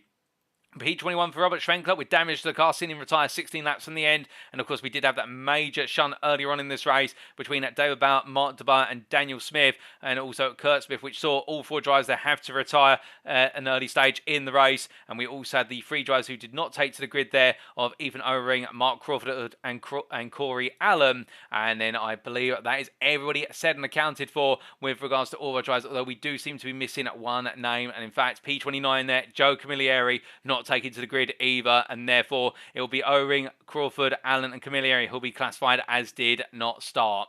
But fantastic racing from all of our drivers, and well, with that in mind, ladies and gentlemen, the question now is, of course, how does it shake up our championship standings after our 11th round? As we look to our Drivers' Championship standings, firstly, we can see here that Wojciech Swierdowicz still leads after 11 rounds, albeit his advantage has been slightly cut, and now down to what is a margin there of 46 points over Logan McKenzie. Still, with drop rounds in effect, and the fact that we only have one more score that can be dropped before we head into our season finale, the undroppable one at Bathurst, right now, McKenzie has got a lot of work to do in order to overhaul Swierdowicz, but perhaps today, with Swierdowicz switching to Honda Civic Type R, that switch may be the thing that blunts his momentum right at the end, and Cam McKenzie pulls the magic out the bag with 2 rounds to spare. Mika Hendricks in P3, meanwhile, on 511 points, has jumped back ahead of James Carr thanks to the win from today, but you can see there the rivalry for P3 and that hunt for P2 continues on, and McKenzie right now is trying to break away from Hendricks and Carr and hoping the two of them spar one another for that final spot in terms of the championship podium. Francois Schenk on 442 points, another solid result, keeps him clear of what is the rest of the pack outside the top 5, and he continues to try and close up to the top 3 as he makes his way on through this championship campaign. But there, with the gap between himself and James Carr in P4 being a gap now of what is 65 points, it's definitely going to be a challenge for him to get inside the top 4, but one he'll definitely try to rise to. Meanwhile, Matthew Shepka outside the top 5, but still holding on to P6 and leading the second half of the top 10 by a margin of 15 points after a great result today. He has jumped back ahead of Jerome Bajulaz, with Connor Achtel there only a further 3 points behind in P8. And then Justin Rhodes, your Delta Championship leader, still inside the top 10, P9 on 327 points, 4 clear of Robert Abrams. And that just goes to show you how close it is, where P6 through to P10 only being separated by 27 points. But as we look outside of the top 10, we can see David Bauer then on 292 points, best the rest in P11 with a sizable advantage over Jacob Wally, who has jumped into P2 in the Delta class there on 253 points ahead of Kurt Smith, and Wally definitely now really the man to beat outside of trying to hunt down Justin Rhodes in terms of bringing on home those results, and Rhodes definitely finding his equal in the form of Wally.